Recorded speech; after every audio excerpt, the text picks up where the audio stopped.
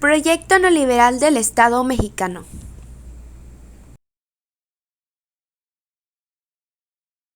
El neoliberalismo es una teoría económica que defiende el libre mercado y limita el papel del Estado como la clave para el avance tecnológico y la prosperidad económica.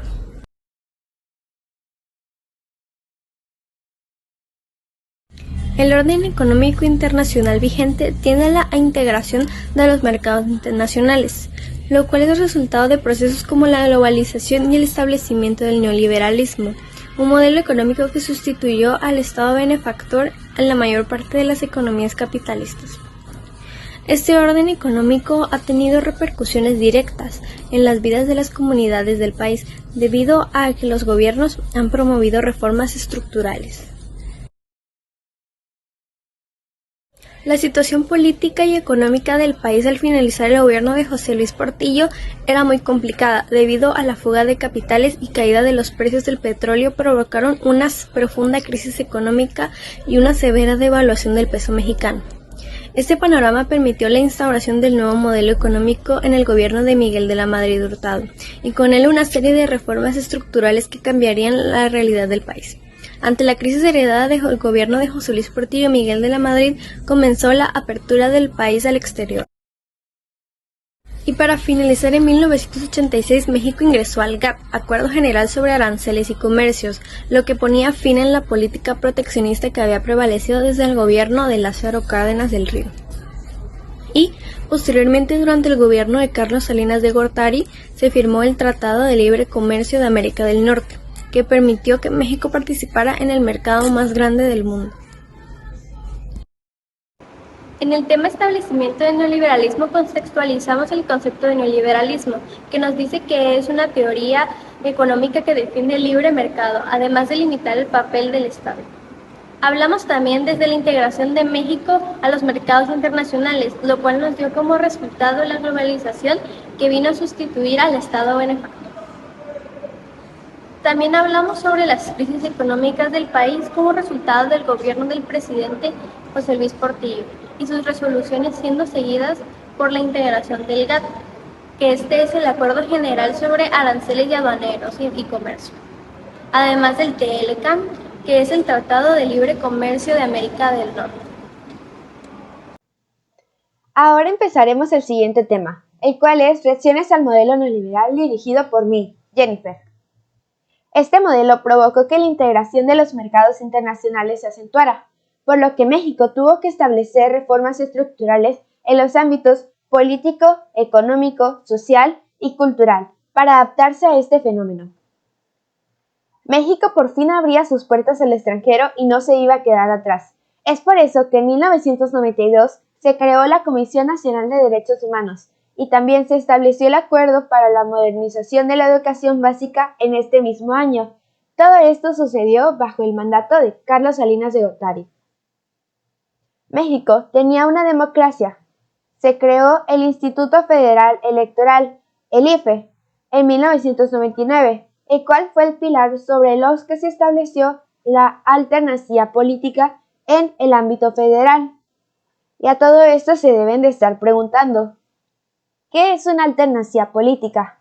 Bueno, la alternancia política es el cambio o la sustitución de un grupo gobernante o partido político de manera pacífica y acorde a las reglas electorales, por otro, que procede de un partido político distinto al que gobierna. Y esto es producto de un proceso electoral en el que compiten los candidatos y el pueblo ejerce su derecho de voto en términos democráticos. Es decir, por primera vez en México, se tenía la elección de elegir a diferentes candidatos de diferentes partidos políticos en diferentes ámbitos políticos, siéndose que esto era lo contrario antes. En vísperas de terminar su mandato, 1994, Carlos Salinas de Gortari enfrentó el levantamiento del Ejército Zapatista de Liberación Nacional, o abreviado EZLN, que reclamaban tener los efectos de la globalización y del neoliberalismo, los cuales afectaban notablemente el territorio y los derechos indígenas. Eran liberados o creados en Chiapas Esto debido a que en Chiapas se encontraba el mayor sector agrícola del país, y al estar entrando empresas extranjeras con mayores insumos y con precios más bajos, estos abarcaban todo su público, por lo cual las personas agrícolas que llevaban años dedicándose a lo mismo y sosteniendo a sus familias se quedaban sin clientes y sin base para continuar con sus negocios. Como podemos ver aquí. El 1 de enero de 1994, el mismo día que entró en vigor el Tratado de Libre Comercio de América del Norte, en los Altos de Chiapas estalló un conflicto inédito en la zona. Un levantamiento armado protagonizado por indígenas del grupo Ejército Zapatista de la Liberación Nacional declararon la guerra al gobierno mexicano y a su entonces presidente Carlos Salinas de Gortari.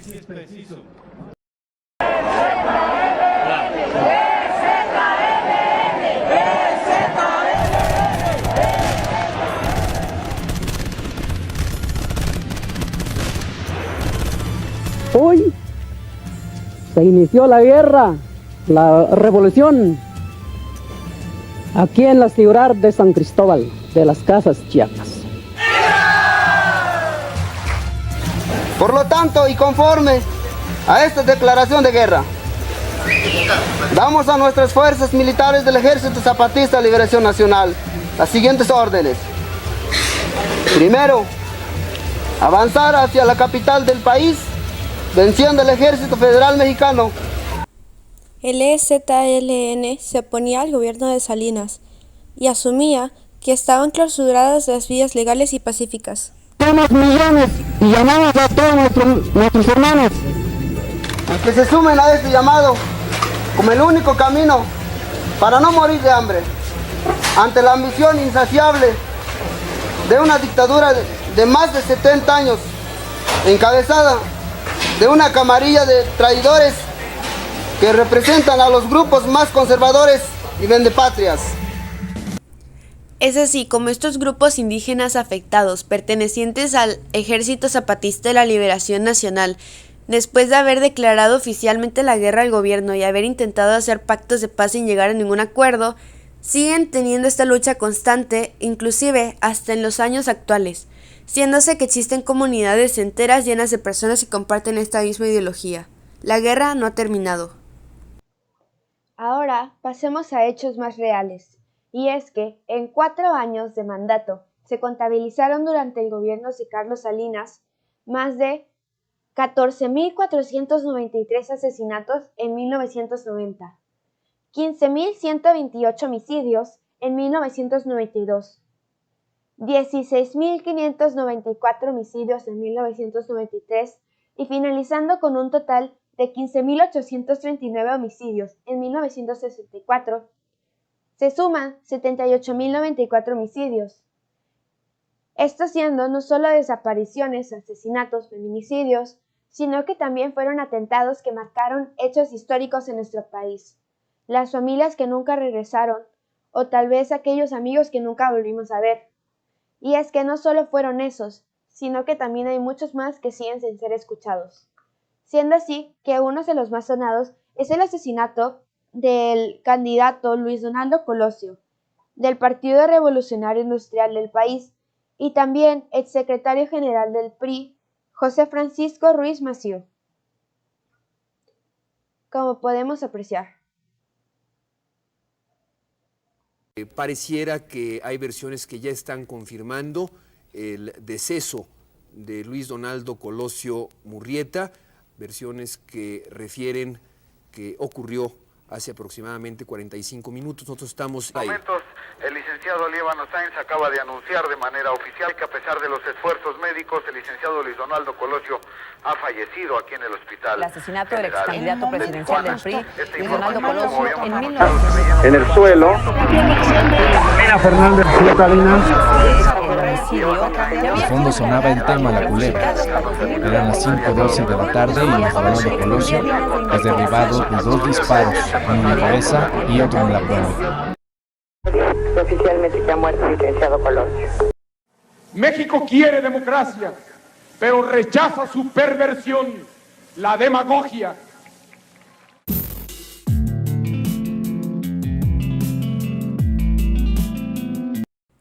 Luis Donaldo Colosio fue candidato presidencial del PRI y probablemente hubiera llegado a Los Pinos si en aquella tarde de 1994 no lo hubieran disparado en la cabeza en medio de una multitud.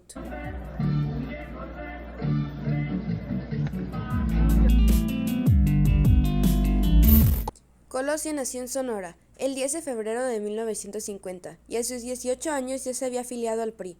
Durante su militancia como priista fue diputado, senador y presidente nacional del Tricolor.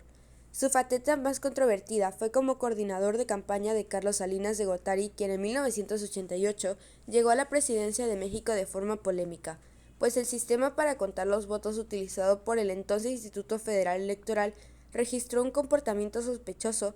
Ya en el sexenio de Carlos Salinas, Colosio fue secretario de Desarrollo Nacional, cargo en el que promovió la creación de Solidaridad, el programa insignia de aquella administración.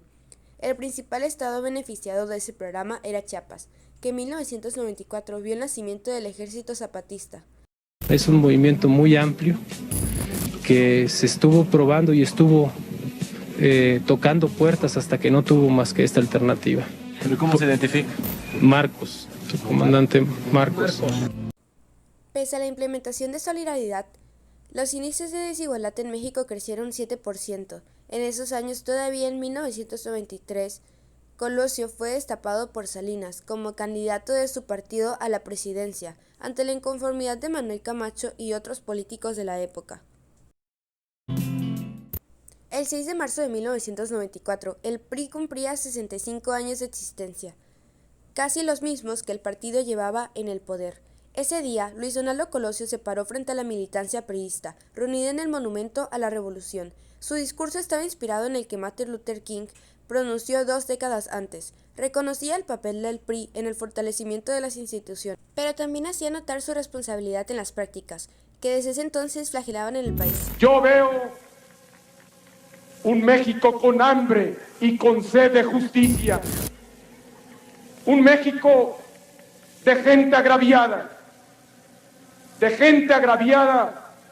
por las distorsiones que imponen a la ley quienes deberían de servirla. Unos días después de aquel discurso, Colosio viajó a Baja California, donde ofrecería un mitin en Lomas Taurinas, una de las colonias con mayor índice de marginación en Tijuana y el país. Colosio bajó desde un templete improvisado, parado sobre una camioneta, ante más de 4,000 personas, reunidas al llamado del acto de unidad. Un gobierno responsable es el que está cerca de la gente. Un gobierno responsable es el que escucha y el que atiende el reclamo popular. Ese es el gobierno responsable que los priistas queremos encabezar. Más tarde, el candidato priista bajó el templete y comenzó a caminar hacia la camioneta que lo llevaría a otra reunión. Colosio avanzaba entre la gente sin mucha seguridad. A su alrededor, un hombre aprovechó la cercanía del candidato con el pueblo y se acercó entre la multitud con un revólver calibre 38. Mientras sonaba la culebra La Banda de los Machos, Mario Alburto puso el arma en el sien de Colosio y jaló del gatillo. El candidato cayó al suelo sangrando de la cabeza, y con él la esperanza de quienes lo rodeaban. De inmediato fue trasladado al Hospital General de Tijuana, inconsciente y con pocas posibilidades de sobrevivir. Hace unos momentos se ha cometido un acto infame contra el licenciado Luis Donaldo Colosio. Es un acto que nos duele entrañablemente, a mí en especial, pues se trata de un atentado contra un ser humano, pero además contra un hombre noble, bueno, que busca servir a los demás y servir a su patria. Se anunció que Luis Donaldo Colosio había muerto. La Presidencia de la República confirma que ha muerto Luis Donaldo Colosio, candidato del PRI a la presidencia. La noticia impactó en todos los sectores de la sociedad mexicana. Sin embargo, el magnicidio más importante desde la muerte de Álvaro Obregón en 1998 se convirtió en un expediente clasificado para el gobierno. La información del caso se resguardó celosamente durante 24 años y fue una petición particular que a poco se han ido conociendo los detalles de este asesinato. Los 45 años de condena para Arbuto calmaron la impotencia de la población tras el asesinato de La Esperanza, que significaba la llegada de Colosio al poder. Sin embargo, también se esperaban más respuestas sobre el crimen, respuestas que 25 años apenas llegan a los ciudadanos. Y esta es nuestra interpretación sobre el caso.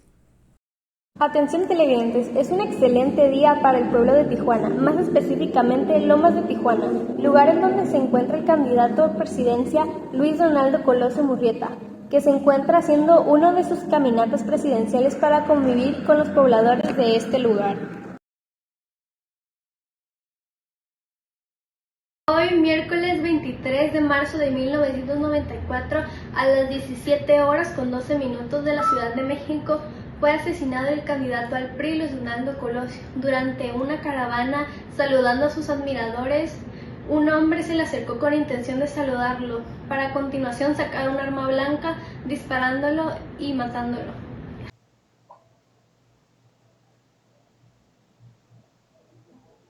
A partir de este momento, el presidente del mandato será Ernesto Zedillo Ponce de León. Un problema del modelo neoliberal es que al operar con mercados integrados, si hay uno que presenta problemas, entonces lo más probable es que los demás lo resientan. Esto sucedió en 1990. El efecto tequila. Y no hablamos de ese tipo. La también conocido como el error de diciembre, fue una crisis económica que se dio al inicio del gobierno de Ernesto Zedillo. Durante los primeros días del sexenio, la devaluación del peso mexicano alcanzó las cifras más bajas en la historia, incrementando el valor del dólar casi un 300% y desencadenando altas tasas de inflación, falta de capital en los bancos, interés muy altos y crisis en la actividad comercial, forzando a miles de empresas a realizar recortes del personal o incluso el cierre completo de estas mismas. El gobierno de Ernesto Zedillo no pudo completamente implementar las reformas estructurales que necesitaba el país a causa de que debía afrontar la crisis económica. Para ello, su primera medida fue utilizar el Fondo Bancario de Protección al Ahorro, es decir, el FOBAPROA. Y es que, para evitar que los ahorradores perdieran el dinero depositado en instituciones bancarias, los legisladores del PAN y el PRI apoyaron la iniciativa de rescatar a los bancos utilizando los recursos de este fondo. En otras palabras, el gobierno utilizó dinero del Estado, obteniendo mediante los impuestos de los contribuyentes para evitar que las instituciones bancarias privadas quebraran. ¿Qué les parece esto? La siguiente medida que adoptaron para combatir la crisis económica fue el establecimiento de la nueva Ley del Seguro Social en 1997, mediante la cual el Instituto Nacional Mexicano del Seguro Social, es decir, el IMSS, quedaba libre del pago de fondos de pensiones. Es decir, el IMSS ya no se encargaría de captar y gestionar estos fondos, sino que los entregaría a empresas privadas que podían administrar el dinero e invertir el dinero de los pensionados. Estas empresas se denominaron AFORES, Administradoras de Fondos para el Retiro, y en la práctica significaron una inyección de recursos al mercado financiero. Y por último, Ernesto Zedillo implementó el Programa de Educación, Salud y Alimentación, Progresa, para atender a la población vulnerable que resintió con mayor rigor los efectos de la crisis. Progresa fue una medida asistencialista semejante al programa de la solidaridad del gobierno anterior, cuyo propósito era ayudar a las personas a salir de la pobreza, a cambio de apoyo político para el gobierno en público. Esto con el fin de ampliar las oportunidades y capacidades de cada una de las familias. La crisis económica de 1994, así como las medidas adoptadas por el gobierno, desataron movimientos sociales. Y no solo movimientos sociales, hablamos de tragedias. Esto sucedió en Aguas Blancas, municipio de Coyuca de Benítez Guerrero, 1995, el cual nunca será olvidado por ser un atentado militar en el cual un ejército entró a matar a todos los habitantes que se encontraban en protesta debido a las nuevas reformas estructurales que estaban destruyendo los mercados locales. O siéndose así, en Acteal, municipio de Chenaló, Chiapas, 1997, en donde completamente aniquilaron a una comunidad, Esto con el fin de parar las protestas y descontentos sociales que se encontraban. Estas muertes nunca serán olvidadas, y es por eso que cada año se conmemoran con una marcha para recordar a todas esas personas que desafortunadamente ya no siguen aquí. Es así como se concluye el tema de el resentimiento del modelo neoliberal en México. Los resultados sobre el restablecimiento del neoliberalismo en México. Como podemos ver, en el proceso del neoliberalismo sucedieron la creación de diferentes reformas o estructuras sociales, así como leyes y la creación de instituciones para que México quedara en un mejor lugar junto con los diferentes países con los que se tenían tratados. Podemos ver que el hecho de la implementación del neoliberalismo no fue el contento de todos, ya que durante este periodo de la historia sucedieron diferentes movimientos sociales, los cuales provocaron ya sea matanzas, como lo conocemos como la tragedia de Actial, y también como el asesinato de Colosio, que estos fueron sucesos lamentables que sucedieron en el mandato de Carlos Salinas de Gortari. Carlos Salinas de Gortari fue un presidente que fue la estrella de este tema debido a que el PRI se encargó junto con diversas instituciones de promover el neoliberalismo en su máximo esplendor durante estas épocas. También planteamos diferentes hechos como lo que sucedieron con el ejército zapatista, que fue la creación de este programa, y otros descontentos sociales de los cuales ya hablamos en este tema.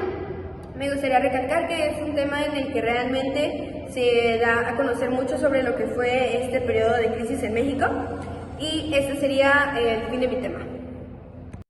El siguiente tema a tocar es cómo seguimos viviendo el neoliberalismo en el siglo XXI.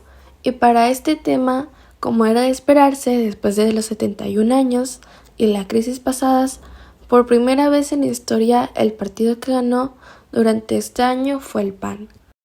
La crisis económica de 1994 provocó el descontento en la población que se combinó con la apertura política que se venía gestando desde la década de 1970. Esto dio lugar al primer gobierno de alternancia en el país, Vicente Fox Quesada, del Partido Acción Nacional, el PAN. Resultó electo como presidente de la República en el año 2000, con lo cual puso fin a más de 70 años de hegemonía del partido, único que representaba el PRI. Aunque el PAN triunfó en las elecciones federales del 2000, el gobierno de Vicente Fox no puede implementar reformas estructurales debido a la posición del Congreso. Entre los aspectos más destacados de esta administración está la continuidad política, asistencia dirigida a los sectores populares, ahora mediante el programa de oportunidades en la creación del Seguro Popular, que busca universalizar la atención de la salud y afiliar a aquellas personas que no pertenecían al IMSS o al ISSSTE. El PAN de nueva cuenta en las elecciones federales del 2006, las cuales fueron las más reñidas de la historia, Felipe Calderón asumió la presidencia. Por un lado, este gobierno se caracterizó por darle solidez a la macroeconomía nacional. Por otro lado, emprendió la guerra contra el narcotráfico, que disparó más violencia y la inseguridad en el país, y cuyos efectos persistentes en la actualidad. Ambas administraciones panistas sentaron unas bases para el que el gobierno priista de Enrique Peña Nieto impulsará diversas reformas estructurales, como la energética, que abre al sector petrolero a la inversión privada. Estimados diputadas y diputados, público presente y audiencia mexicana, el día de hoy, 2 de julio del 2000, tengo el placer de anunciar a los candidatos a presidencia y asimismo al ganador de las elecciones presidenciales. Los 3 partidos postulantes son el PRD, el candidato Cuauhtémoc Cárdenas con el 16.64% de los votos, el PRI, el candidato Francisco Labastida con el 36.11% de votos. Y por primera vez en 71 años, el ganador de las elecciones presidenciales de la República Mexicana es el PAN, Vicente Fox de Quesada, con el 42.62%.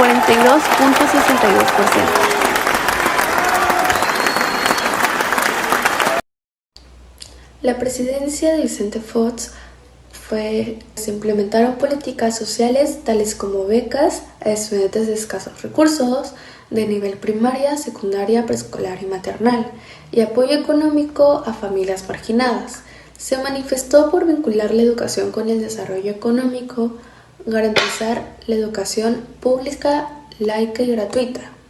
En sus inicios vislumbraba apoyar al magisterio con la asociación del SNTE en materia de cultura y fue la construcción de la Biblioteca Vasconcelos, la llamada megabiblioteca. En 2000 la economía creció el 7%, el doble que el año precedente, y datos muy notables lo hizo sin recalentamiento de los precios. Antes, al contrario, la inflación descendió del 16.6% al 9.5% en 12 meses computados. En la presidencia de Felipe Calderón hizo una de las reformas migratorias una de sus principales prioridades, y en 2008 él y el Congreso mexicano aprobaron un proyecto de la ley que despenaliza la inmigración indocumentada a México. De inicio a fin, la economía mexicana durante el sexenio de Felipe Calderón creció un 8.4%. Con Fox, la producción creció en promedio cada año al 2%, habiendo iniciado con esta administración con una ligera contracción en 2001. En esos 6 años, la economía del país creció de manera acumulada casi 14%. El neoliberalismo del siglo XXI, en conclusión, trata sobre el cambio del gobierno del PRI al PAN, así poniendo fin a los 71 años de gobierno del PRI con el presidente Vicente Fox. En 2001 fue el atentado de las Torres Gemelas, que afectó indirectamente a todo el mundo, y de nueva cuenta ganó el PAN con Felipe Calderón. Es así como concluimos nuestro tema del proyecto neoliberal del Estado mexicano, siendo así que tocamos los temas del establecimiento del neoliberalismo, el restablecimiento y el neoliberalismo en el siglo XXI. Durante estos temas pasamos por diferentes etapas de México, siéndose que estudiamos las gobernaturas de cada uno de los presidentes que abarcaron estas épocas. Por ejemplo, Carlos Salinas de Gortari, José Luis Portillo, Vicente Fox y otros, los cuales podemos encontrar que hicieron sus máximos esfuerzos para integrarlo de una manera adecuada al país. O bueno, la historia dice lo contrario. Además de la subida y bajadas de crisis en el Estado y de cambios de elecciones de partidos. Pero como buenos mexicanos seguimos y sabemos reponernos ante todas y cada una de estas catástrofes. Esperamos que les haya gustado nuestro video y que hayan podido comprender bien el tema. Sin más que decir, nos despedimos. Gracias. Adiós. Adiós.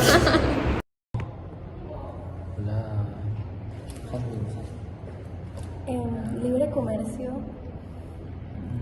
Neoliberalismo. Estructura socioeconómica de México. Porfirio Díaz. Ay, tu cabezota. Eugenio Derbez. Sí. Ah, ya sé qué vamos a hacer. Podemos dejar un teléfono aquí de Trump.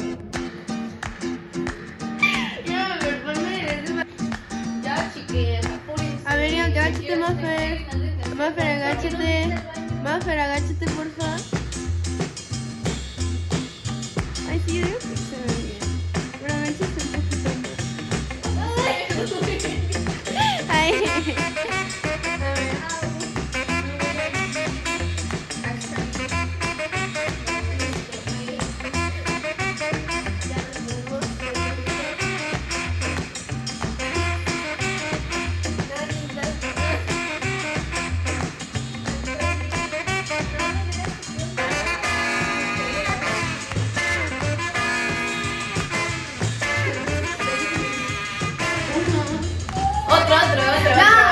ver. Ya está ahí, ya no vuelvo a grabar eso. No me gustó. Hola. Hola. Ya. A ver, ¿vas a que se firme? Primero. Ay, sí, me celebras a tus hijos. Todavía no me mates. ¿Cómo? De todas formas le vamos a poner audio encima, pero estoy grabando al revés.